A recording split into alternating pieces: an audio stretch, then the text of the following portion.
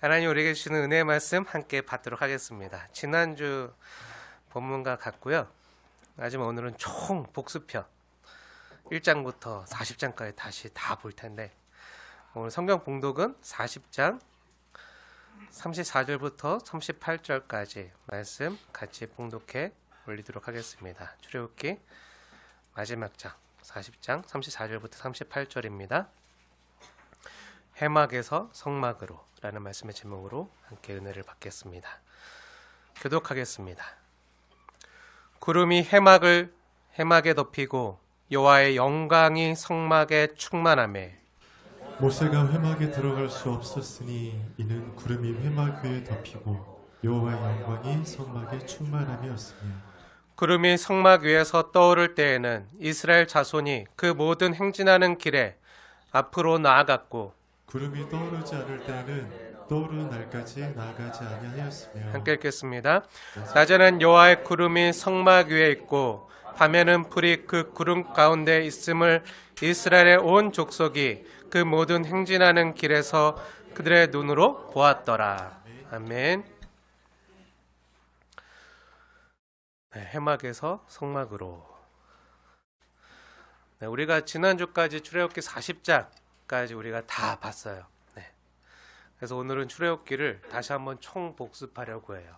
한 번 더 남았어요. 한 번 더 남았는데 출애굽기는 출애굽기 말씀 강의 시작할 때도 함께 나눴지만 다른 성경과 동떨어진 말씀이 아니라 크게 보면 모세 오경이라고 하는 토라로 하나님이 우리에게 주신 책이에요.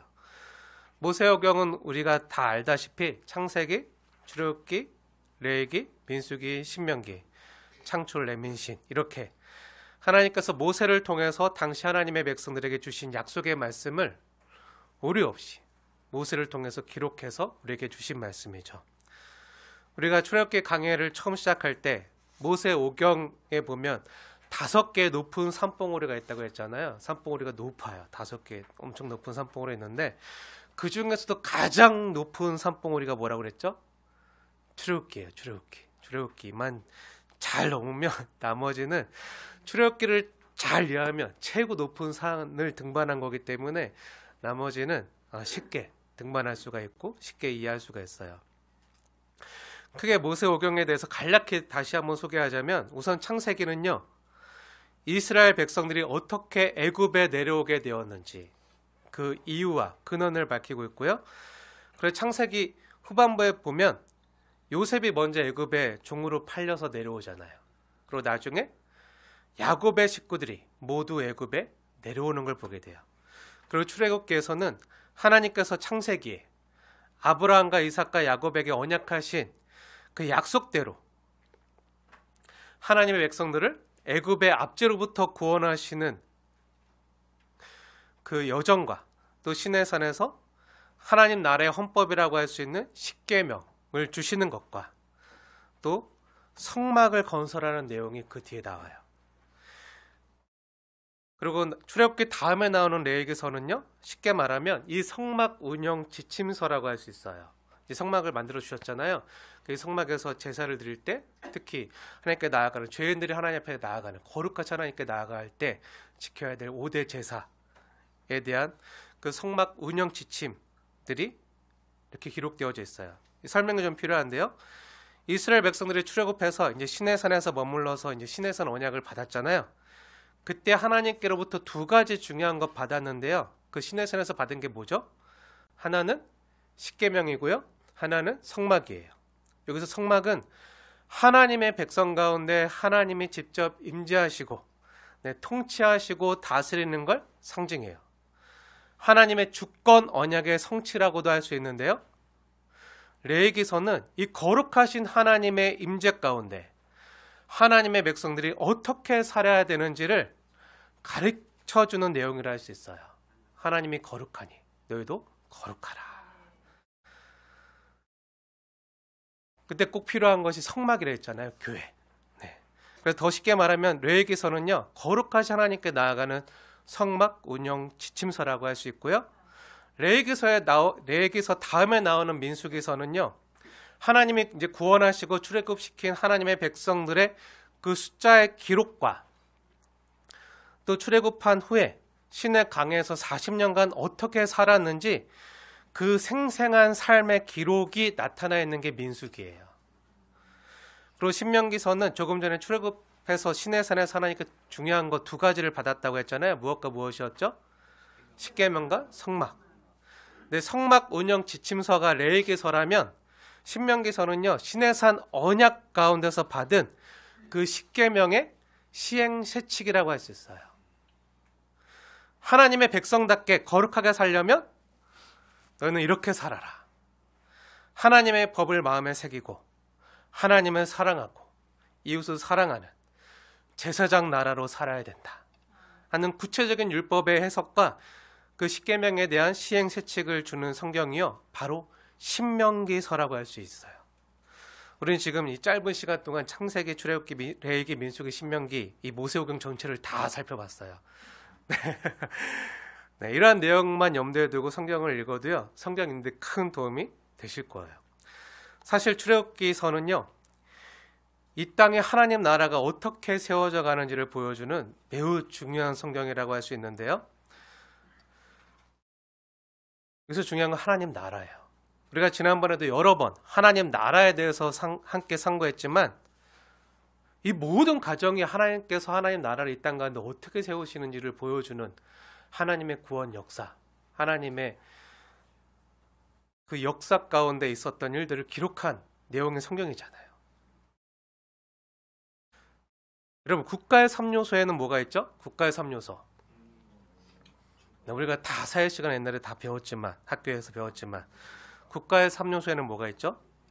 국민, 주권, 영토고. 국민, 주권, 영토, 이 세 가지가 있어요. 하나님 나라의 3요소도요, 마찬가지예요.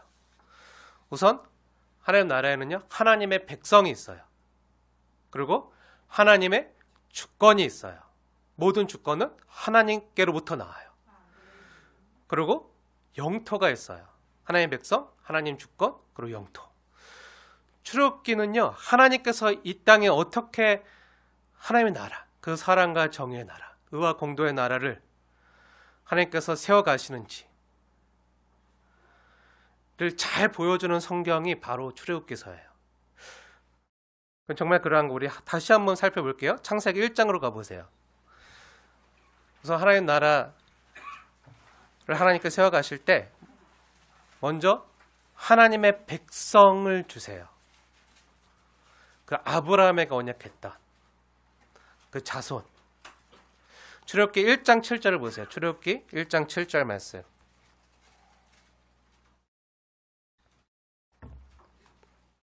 (1장 7절) 말씀 함께 읽겠습니다. 시작.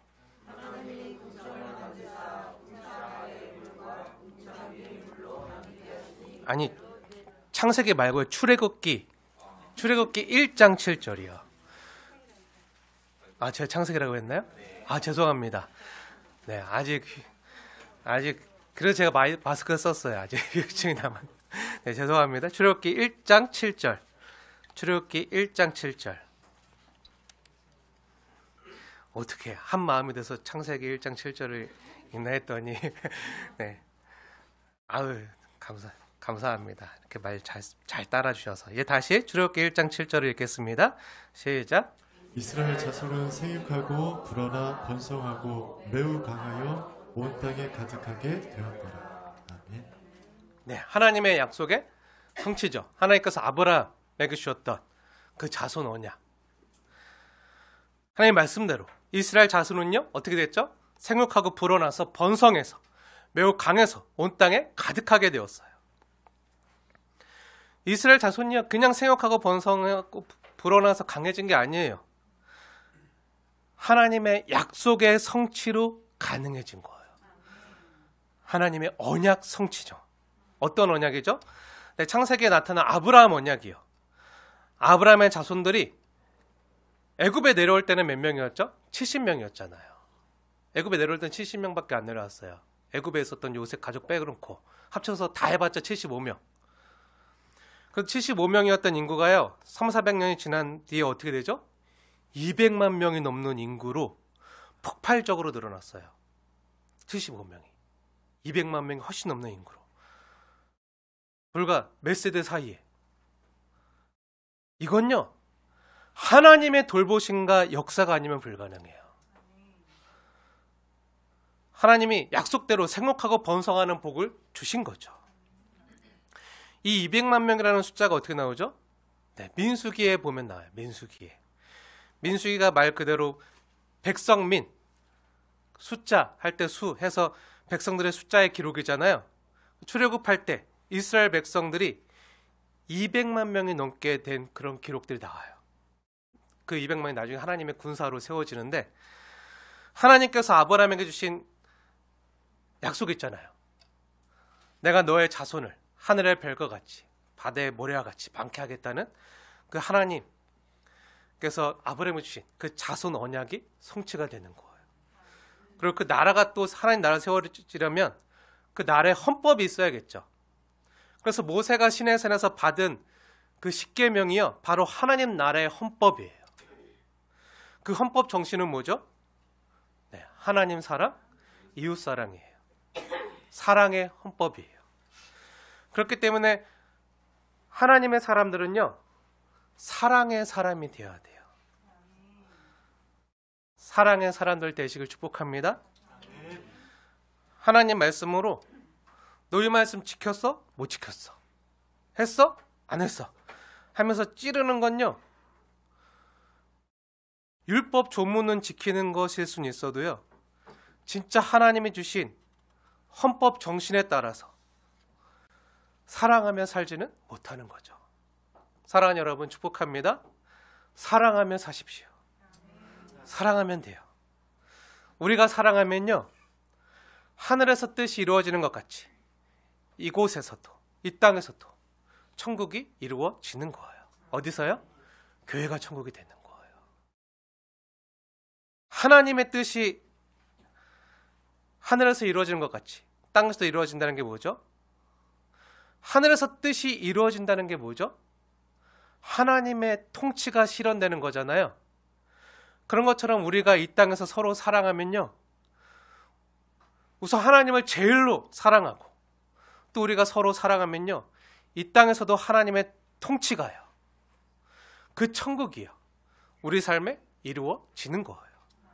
사랑하는 여러분, 사랑하면요, 그것이 천국이 되어요. 저는요, 우리 순빛교회가 천국이 되었으면 좋겠어요.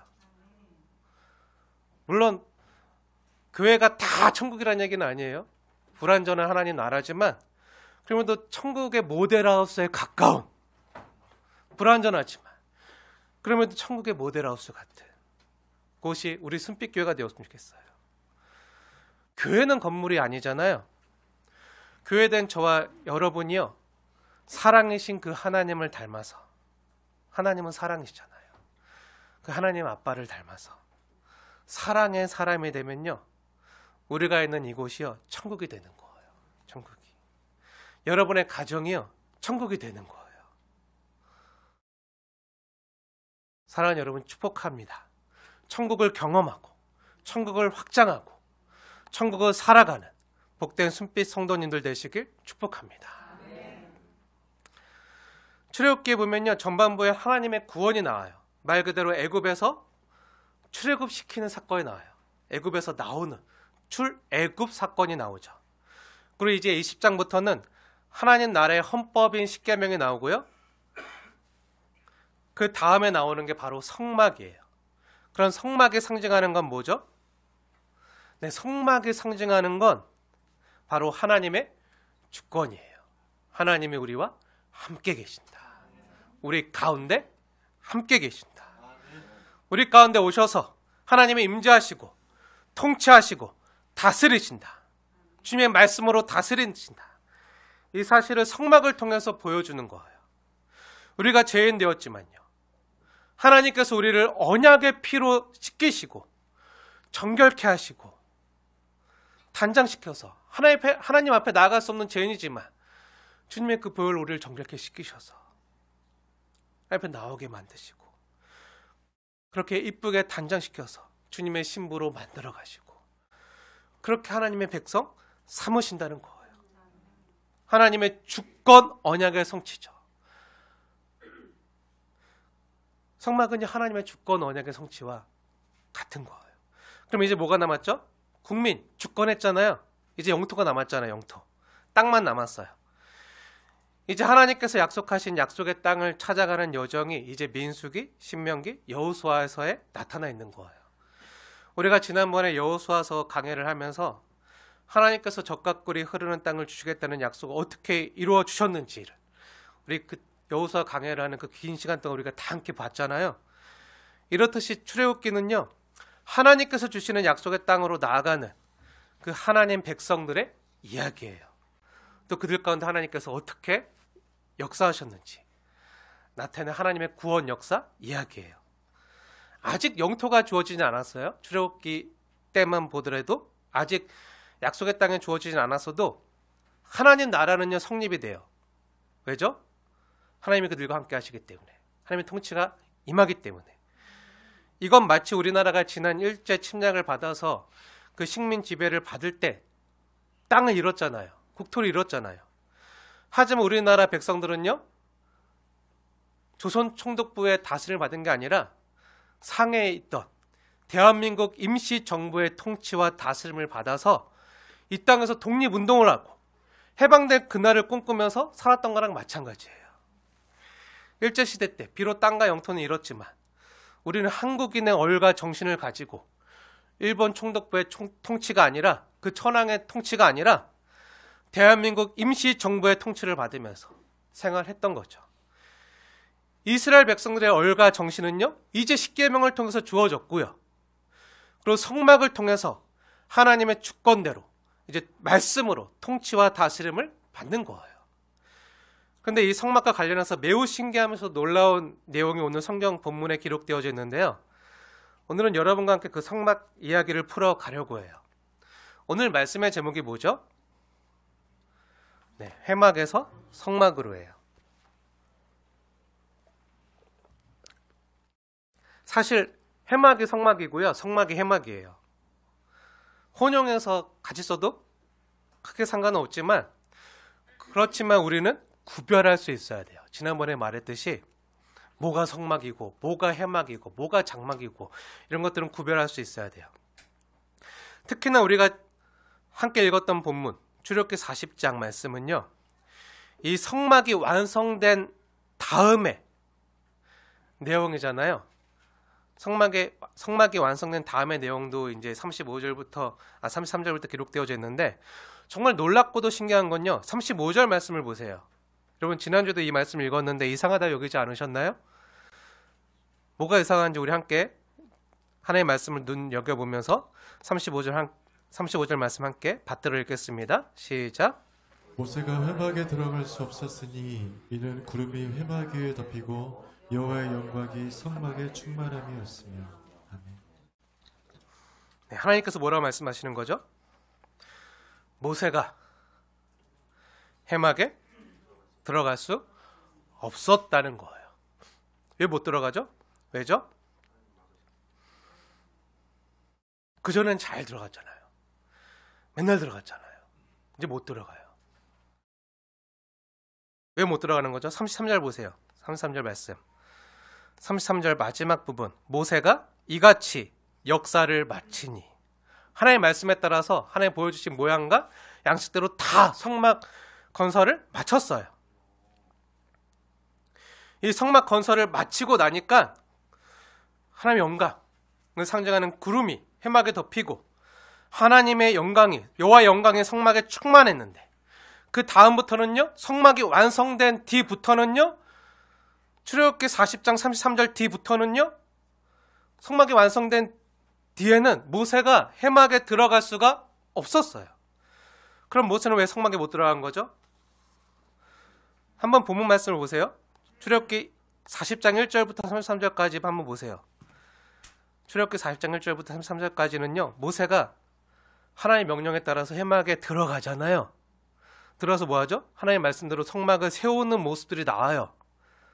성막을 세우려면 어디 있어야 되죠? 안에 들어가서 다 하는 내용들이 나오잖아요. 근데 33절, 성막을 마치고 나서는 모세는 회막에 들어갈 수가 없게 돼요. 왜 그런 거죠? 결론부터 말하자면요, 성막 건축이 완성되어서 그래요. 그래서 성막이 완성되기 전까지는 하나님 말씀에 순종해서 모세가 성막에 들어가서 부살렐이나 오홀리압 같은 성령 충만한 일꾼들과 이것저것 다 세우고 성막 건축 과정을 감독할 수 있었지만요, 이제 성막 건축이 완성된 뒤에는 모세도 성막에 못 들어가요. 부살렐, 오홀리압도 그 전에 성막에 들어가서 건축하잖아요. 근데 그 다음에는 부살렐, 오홀리압도 성령 충만했던 사람들도 못 들어가요. 왜죠? 왜 못 들어가죠? 그 성막 안에 무엇이 있었기 때문이죠? 네, 지난주에도 말씀드렸지만 성막에서 가장 중요한 장소는요, 바로 하나님의 언약궤가 있었던 지성소예요. 그 지성소는요, 이제 성막 건축이 완성된 뒤에는 하나님의 말씀에 따라 대제사장이었던 아론밖에는 못 들어가요. 대제사장밖에 못 들어가요. 그것도 1년에 한 번 대속죄일에만 들어갈 수 있는 거예요. 아무리 아론이라 하더라도 대제사장이라 하더라도 하나님 허락하지 않을 때 함부로 들어가면 죽어요. 하나님 허락했을 때 대속죄일에만. 그때만 백성들의 죄를 속하러 한 번 들어갈 수 있어요. 이전에 성막이 완성되기 전에는요, 모세도 회막에 들어갈 수 있었지만요, 이제 성막이 완성된 뒤에는 제 아무리 모세라 할지라도 하나님이 그렇게 말씀하셨거든요. 하나님 주신 율법에 따라서 모세도 이제 하나님의 말씀에 순종해야 되기 때문에 성막에 못 들어가는 거예요. 대제사장과 아론의 자손들만 들어갈 수 있는 거예요. 아론의 자손들이라고 해서도 다 들어갈 수 있는 게 아니에요. 성소까지 들어가도 지성소에 못 들어가요. 대제사장만 1년에 한 번 들어갈 수 있어요. 우리는 회막과 성막을 구분하지 않고 그냥 혼용해서 쓰고 있는데요, 하지만 성막과 회막은요, 구분할 필요가 있어요. 그래야 오늘 말씀이 이해가 돼요.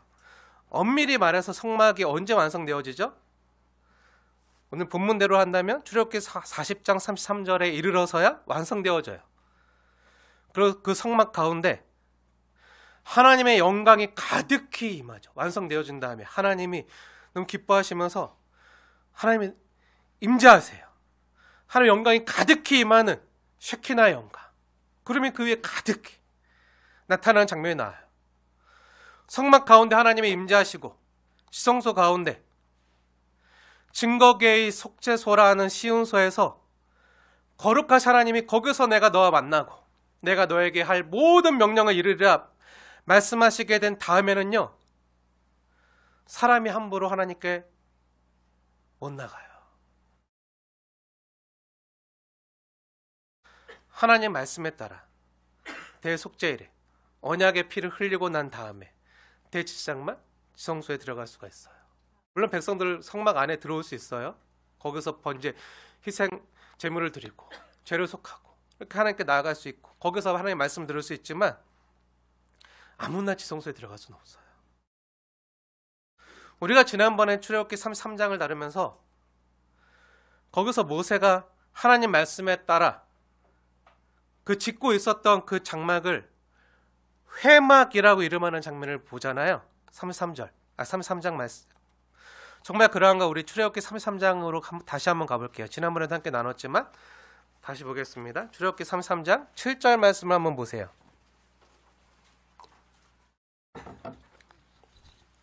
7절부터 말씀 우리 자세히 볼게요. 우리 7절만 우리 다 함께 봉독해서 읽겠습니다. 시작.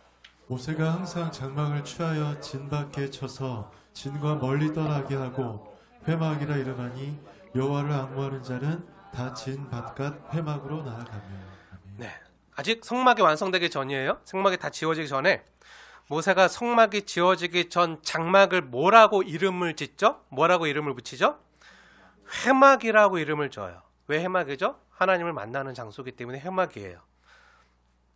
그 회막에 나가서 여호와 하나님을 뵙는 거예요. 그리고 8절도 자세히 보세요. 8절에도 뭐라고 기록되어 있죠? 회막. 9절에도 회막. 10절에도 회막. 11절에도 회막이 계속 나오잖아요. 범죄한 백성들이 하나님의 긍휼과 자비를 구하면서 하나님께 나아가 하나님 만났던 장소가 바로 회막이에요. 그럼 회막이라고 언제 이름이 지어지게 되는 거죠? 회막이라는 그 이름이 지어진 시점이 언제죠? 이스라엘 백성들이 뭐 한 다음이죠? 네, 범죄한 다음에. 금송아지 우상을 숭배한 다음에 모세가 그 장막을 회막이라고 이름을 지어요. 그 회막에서 모세는요, 반역한 이스라엘 백성들을 끌어안고요, 품에 안고 하나님께 나아가면서 몸부림치면서 기도하는 거예요. 그 앞장 출애굽기 32장에 모세가 하나님 앞에 간절히 나가서 기도하잖아요. 여러 차례. 그때 하나님께서 모세의 기도를 들으시고 간곡히 중보하는 그 기도를 들으시고, 그래, 내가 이번만큼 용서해 줄게. 그리고 내가 너희들에게 약속한 대로 약속의 땅도 줄게. 약속의 땅도 줄게. 사조도 보내줄게. 그런데 난 안 가겠다. 난 못 가겠다. 너희들끼리 가라. 난 안 간다. 왜 그렇게 말씀하시는 거죠? 5절 말씀 보세요. 5절 말씀에 안 가는 이유가 나오시는데요. 내가 목이 곧은 백성인 너희와 같이 갔다가는 언제 또 너희가 반역하면 내가 너희를 진멸할지 모르겠다. 그러면서 나는 같이 못 가겠다. 너희들 살려면 너희들끼리 가. 내 약속의 땅 줄 거고, 약속한 대로 줄 거고, 내가 사자도 보내줄게. 나는 같이 못 가겠다. 그래야 너희들이 살아. 그래서 어떻게 하죠? 그래서 모세가 장막을 들고 나가서 회막을 짓고 거기서 하나님께 다시 간곡히 기도하며 나가는 거예요. 그 다음에 나오는 얘기가 7절이잖아요. 7절에서 모세가 장막을 어떻게 하죠? 진 밖에 쳐서, 진과 멀리 떨어져서 그 장막의 이름을 회막이라 이름 짓고 거기서 하나님께 나아가서 몸부림치면서 기도하는 거예요. 근데 모세가 진 밖에 장막을 친 이 해막은요, 하나님의 영광의 임재가 늘 있지 않고요, 드물게 임해요. 가끔씩만 임해요. 언제요? 모세가 나갔을 때만 임해요. 모세가 그 해막에 들어갈 때만 임해요. 그래서 9절에 모세가 해막에 들어갈 때 구름 기둥이 내려와 해막 문에 서며, 여호와께서 그때 모세와 말씀하시잖아요. 그때 모세가 하나님께 또 막 간 거예요. 하나님, 제가 참으로 주의 목전에 은총을 입었사오며 주의 길을 내게 보여주시옵소서. 주님, 제가 주의 목전에 정말 은총을 입었사오며 주의 영광을 내게 보여주시옵소서. 길과 영광을 구하잖아요. 막 기도하는데 하나님 뭐라고 하시죠? 내 얼굴 보여달라고? 20절에 그럼 너 죽어 하면서 모세를 반석 틈에 두고 하나님의 영광이 지나갈 때까지 모세를 손으로 덮었다가 손을 거두니까 그때 모세가 여호와의 등만 보고 얼굴을 보지 못하더라. 하나님께서 모세를 보호하신 거죠. 그러니까 모세가 출애굽기 33장에서 건설한 이 회막은요, 성막이 완성되기 전에 지은 거예요. 그리고 여호와의 영광이요 늘 임하지 않았고요, 모세가 하나님 앞에 나아갈 때만 가끔씩 드물게 임했어요. 여호와의 영광. 근데 특징이 있어요. 그 특징이 뭐죠? 이 회막은요, 이스라엘 진 밖에 쳤다는 거예요. 이스라엘 진 안에 치지 않았어요. 33절 7절 말씀 한번 다시 해보세요. 다시 한번 자세히 보세요. 여기 진이라는 건요, 설명이 좀 필요한데요. 이스라엘은 12지파가 있잖아요. 200만 명이 넘는 그 12지파, 엄청난 무리와 군중들이 있어요. 이제 그 12지파가 하나님의 말씀에 따라서 구름기둥과 불기둥을 따라서 이동하다가 이제 구름기둥이 멈춰서면 그곳에 이제 자리를 잡아요. 자리를 잡고 동서남북 네 방향으로 세 지파씩, 동쪽에 세 지파, 서쪽에 세 지파, 남쪽에 세 지파, 북쪽에 세 지파, 이렇게 세 지파씩 네모나게 진을 쳐요. 가운데 텅 비워놓고 200만 명이, 엄청나게 많은 엄청 크겠죠. 200만 명이 다 모여서 진 치려면 의정부시보다 넓을 수도 있어요. 그러니까 엄청나게 큰 회막을 치고 엄청나게 큰 진을 쳤어요. 동서남북 네 방향 가운데 세 지파씩 진을 치는 거죠.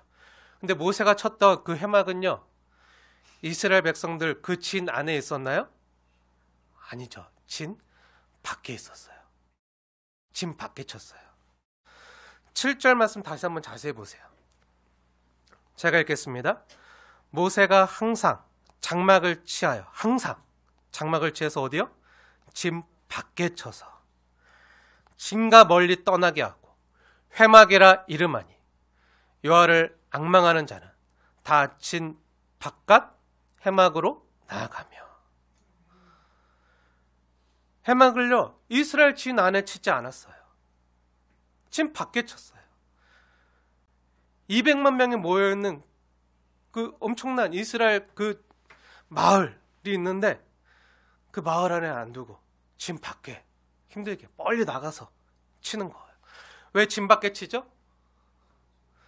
내 이스라엘 백성들이 반역했기 때문에, 하나님의 언약을 파기했기 때문에, 목이 곧은 백성들을 하나님 언제 또 다시 진멸하면 안 되니까 진 밖에 나가서 백성들을 대신해서 간곡히, 이들은 언제 죽을지 몰라요. 언제 진멸당할지 몰라요. 또 하나님께 반역하고 그들 보호하기 위해서 진 밖에 나가서 거기서 구하면서 몸부림치면서 기도하는 거예요.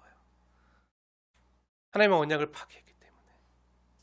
그리고 하나님의 언약을 파기했기 때문에 여호와 영광이요, 이스라엘 진 안에 머물지 못하는 거예요. 진 안으로 들어오지 못하는 거죠. 그래서 진 밖에 중보자인 모세가 나아갈 때만, 그때 진 밖에만 잠시 드물게 임했던 거예요. 근데 성막이 완성된 뒤에는 어떻게 되죠? 성막이 완성된 뒤에는 놀라운 게 뭐죠? 이 성막이 어디에 지어지죠? 이스라엘 진 안으로 들어와요. 이스라엘 백성 안으로 들어와요. 하나님의 백성들 안으로 들어와요. 이스라엘 진영 안으로 성막에 들어오는 거예요. 사진 좀 보여주시겠나요? 네, 잠시만 보여주세요. 그 동서남북 세 지파씩 12지파 200만 명이 넘는 엄청난 무리들이 있는데, 이 성막이 이제 이스라엘 진 안으로 들어오는 거예요.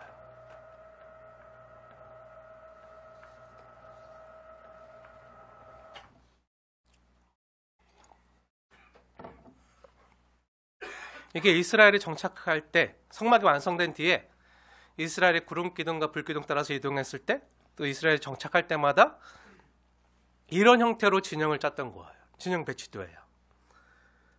근데 자세히 보세요. 이제 성막이 어디 있죠? 네, 가운데 있어요. 백성 안에 성막이 들어와 있는 거예요. 하나님의 백성 안에 여호와의 영광이 충만히 임한 거예요. 우리가 지난주 본 것처럼, 또 오늘 본 것처럼,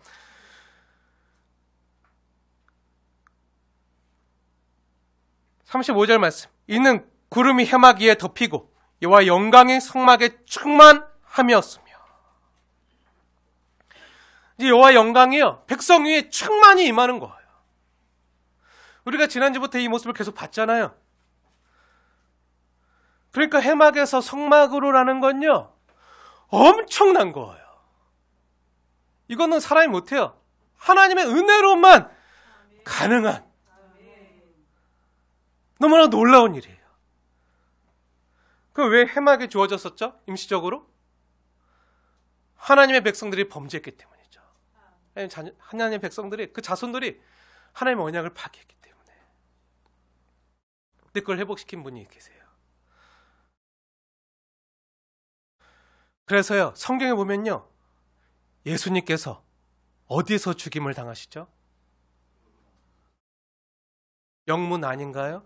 영문 밖인가요? 그래서 예수님께서 영문 밖에서 죽임을 당하시는 거예요. 하나님의 백성들이 있는 그 성문 안이 아니라 성문 밖에서 고난을 받으시고 죽임을 당하시는 거예요. 이건 제가 지어낸 말이 아니라 성경의 말씀인데요. 우리 히브리서 13장 말씀을 같이 보세요. 같이 볼게요. 히브리서 13장, 신약성경 히브리서 13장 11절 12절 말씀인데요. 두 절 말씀. 정말 그러한가?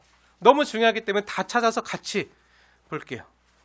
마음에 새기면서 함께 읽겠습니다. 신약성경 히브리서 13장 11절 12절 두 절 말씀.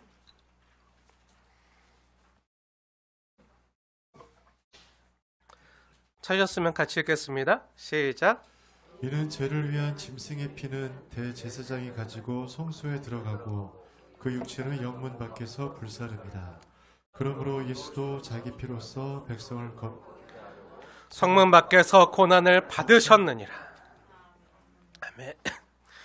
그래서 예수님께서 성문 밖에서, 예루살렘 성문 밖에서, 그 골고다 언덕에서 피를 흘리시고 죽임을 당하신 거예요. 다시 한번 자세히 보세요. 본문을 자세히 보세요. 11절 12절 말씀. 이는 죄를 위한 짐승의 피는 대제사장이 어떻게 해요? 성소에 가지고 들어가고 그 육체는 영문 밖에 불사름이라. 그러므로 예수도 자기 피로서 백성들을 거룩하게 하려고 성문 밖에서 고난을 받으신 거예요. 누굴 위해서요? 자기 피로 하나님의 백성들인 우리를 거룩하게 하시려고, 여호와의 영광이, 여호와의 임재가 가능하게 하려고, 자신이 죄가 되심으로 하나님의 진노와 저주와 심판을 몽땅 다 혼자 받아내심으로 성문 밖에서, 그 짐 밖에서 고난을 받으신 거예요. 그래서 예수님께서 예루살렘 성문 밖에서 그 골고다 언덕에서 고난을 받으신 거예요. 그리고 나서 예수님께서 부활하시고 승천하신 뒤에 성령님이 어디로 임하죠? 성령님이 어디로 임하죠? 예루살렘 성문 안에 있는 마가의 다락방에 임하는 거예요. 또 다른 보혜사 성령 하나님께서 그 성문 안으로 들어오시는 거예요. 우리와 함께 임마누엘 하시는 걸 상징하는 거예요. 이와 마찬가지로 오늘 성막 건축이 완성된 뒤에, 출애굽기 40장, 이 성막 건축이 완성된 뒤에 이제 성막이 이스라엘 진 안으로 들어갔다는 것은요, 하나님께서 백성들 가운데 함께 임마누엘 하시겠다는 약속이에요. 임마누엘 하시면서 내가 너희를 돌보겠다. 넌 나의 사랑하는 신부다. 일어나 나와 함께 가자. 이걸 보여주시는 거예요.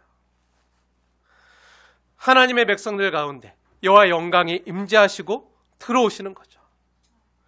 그럼 거기서 하나님께서 행하시는 건 뭐죠?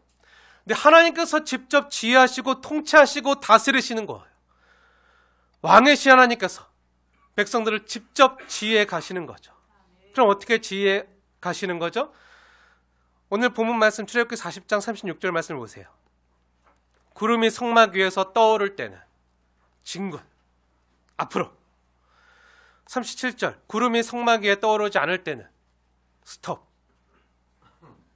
언제 다시 떠오를지 몰라요. 성경 보면 1년 동안 머물러 있었던 적도 많아요. 그럼 그때까지 기다리는 거예요. 스톱. 구름이 아침에 다시 떠오를 때만 나아가는 거예요. 주님 말씀하시며 진군 앞으로, 그때만 나아가는 거예요. 하나님의 지혜에 그대로 순종하는 거예요. 이거에 대한 내용은 다음에 좀 더 다시 해볼게요. 사랑하는 여러분, 오늘 우리는요, 출애굽기를 총 정리하면서요, 하나님께서 하나님의 나라를 어떻게 이 땅 가운데 세워가시는지, 또 하나님의 백성들을 어떻게 돌보시는지 함께 보았어요. 그리고 성막 완성의 가장 중요한 기능은요, 하나님의 주권 완성이에요. 하나님 우리 가운데 임하시는 거예요. 그 말씀으로 우리를 다스리시는 거예요. 그래서 교회는 하나님의 말씀의 다스림을 따라 움직이는 거예요.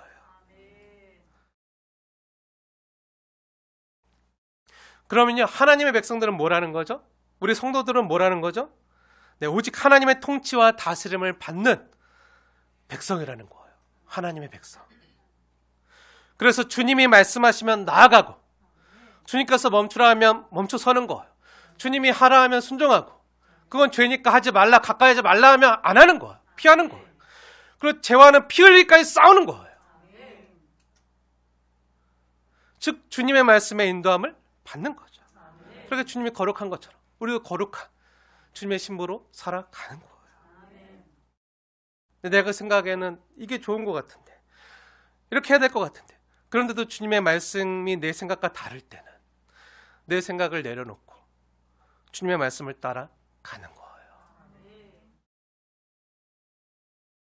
사랑하는 여러분, 하나님께서 여러분 한 사람 한 사람과 함께 하심을 믿으십시오. 동행하심을 믿으십시오. 그리고 주님께서 함께 하시며 인도해 가심을 믿으십시오. 여호와의 성막이요, 이스라엘 진 안으로 들어왔잖아요. 이게 예수님께서 우리 가운데 임마누엘 하신 거예요. 하나님 우리와 함께 계시다 합니다. 그래서 하나님께서 직접 그 말씀 자체이신 예수님을요 우리 가운데 보내주신 거예요. 그리고 지금은 또 다른 보혜사인 성령 하나님을, 또 다른 보혜사니까 진짜 보혜사는 어디 있죠? 진짜 보혜사는 어디 있죠? 또 다른 보혜사니까 둘 다 보혜사예요? 진짜 보혜사예요? 근데 또 다른 보혜사예요? 그 먼저 온 그 보혜사는 어디 있죠? 하나님 보좌 우편에 육신으로, 부활한 육신으로. 그러니까 천국에 진짜 장소로 있겠죠. 하나님 보좌 우편에, 이 우주 어딘가, 하나님 만드신 이 창조 어딘가에 보좌 우편에, 거기서 뭐 하시죠? 우리의 믿음이 떨어지지 않길 위해서 지금도 모세처럼 충보하시는 거예요.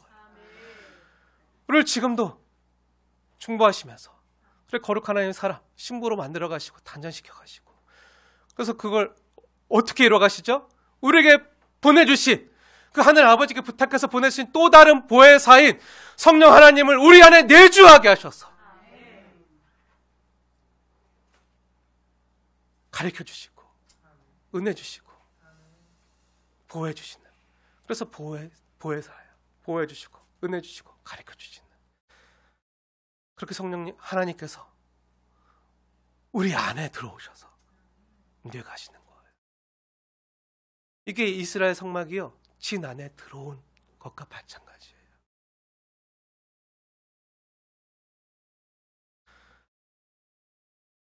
그럼 이건 뭘 상징하는 거죠? 이제 하나님의 통치를 받는 하나님의 백성들은요 하나님과 한 몸이라는 거예요. 하나님과 한 몸. 뭐라고요? 한 몸이라고요. 하나님께서는 저 여러분을 볼 때 어떻게 보신다는 거죠? 자기 몸처럼 보신다는 거예요. 하나님께서는 저 여러분의 일을요 어떻게 여기신다는 거죠? 자기 일처럼 여기신다는 거예요. 그래서 교회를 뭐라고 부르죠? 교회는 그리스도의 몸이라. 교회를 볼 때요 예수님처럼 보신다는 거예요. 예수님처럼 가장 사랑했던, 영원 전부터 사랑했던 자기 아들처럼 교회를 보신다는 거예요. 교회가 누구죠? 저 여러분이잖아요. 건물이 아니잖아요. 여러분 한 사람 한 사람을 볼 때 예수 안에서 예수님처럼 여러분을 이쁘다, 사랑스럽다, 내 기쁨을 참잠에 이기지 못하겠다, 너무 좋아하시고 그렇게 우리를 바라보신다는 거예요. 우리도 우리 자신을 볼 때 성경적으로 바라볼 필요가 있어요. 성경적으로 예수님 하나님께서 우리를 보는 것처럼 그렇게 우리를 귀하게 보시고 우리를 나의 몸이다, 너는 내 몸이다, 넌 그리스도의 몸이다. 그럼 우리가 하는 일은 뭐죠? 주님의 일이 되는 거예요. 목회자만 주님의 일 하는 게 아니에요. 주의 종들만 하는 게 아니라 여러분이 하시는 일이요 주님 성령님 모시고 하는 그 모든 일이요 다 주님의 일이에요. 주님의 일이에요.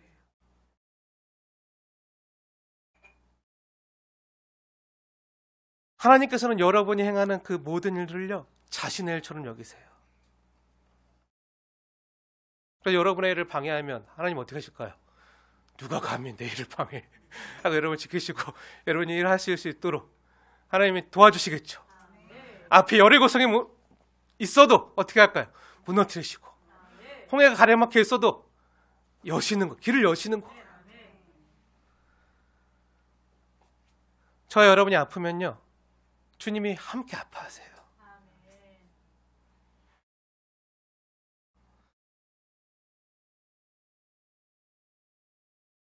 우리 부모님들도 자녀가 아프면 내가 아픈 것처럼 너무 마음이 아프고 힘들잖아요. 우리 예수님은요, 우리를 채울하시는 분이세요. 예수님이 우리를 보실 때 한 몸처럼 보시고 한 몸처럼 느끼시기 때문에 여러분 한 사람이 아프면요, 주님이 함께 아파하세요. 그 성경에 있는 것처럼 우리에게 있는 대제사장은 우리의 연약함을 채울하지 아니하는 자가 아니요 모든 일에 우리와 한결같이 시험을 받은 자라고 말씀하시는 거잖아요.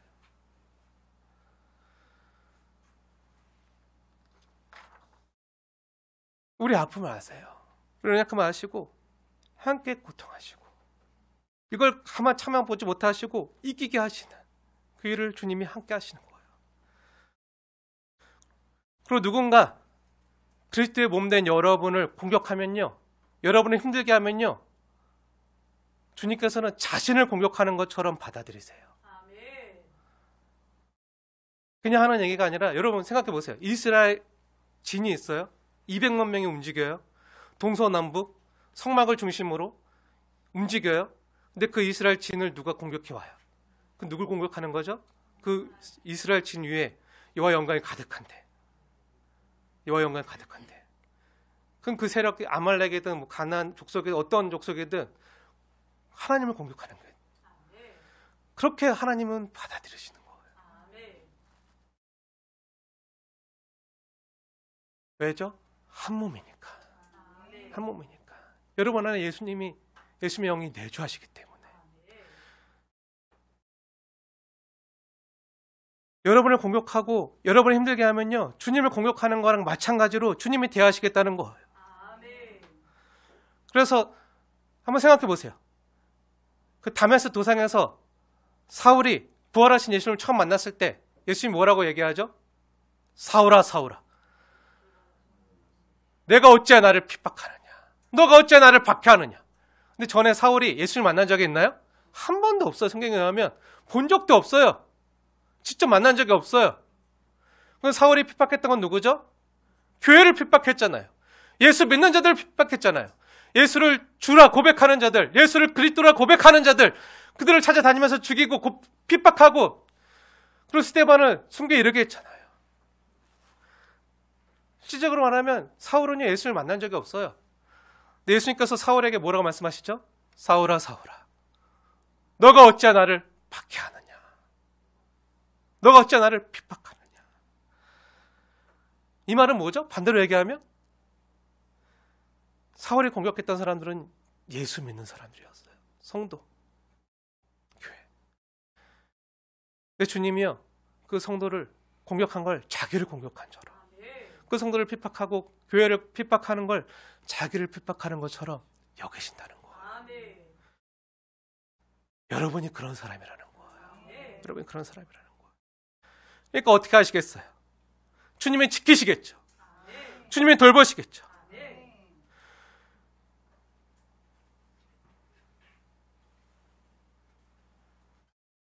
예수님이요, 여러분을 한 몸처럼 여기시기 때문에.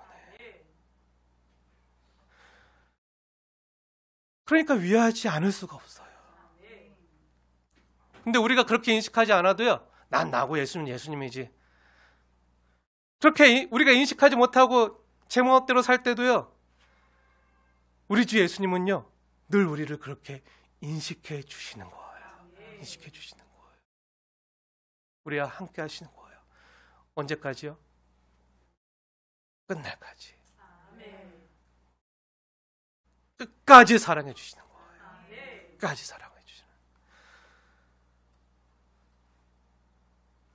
사랑하는 여러분, 저와 여러분에게 주신 임마누엘 약속을 굳게 믿고요, 정말 고난 많고 힘든 세상이지만요, 우리 삶에 아픔과 질고가 많지만요, 오직 이 여호와의 말씀만 의지하며 나아가시고, 주님의 진군 앞으로 하면 나아가시고, 잠시 멈춰 하면 멈춰서는 저 여러분 되어지기 주님의 이름으로 축원을 드립니다.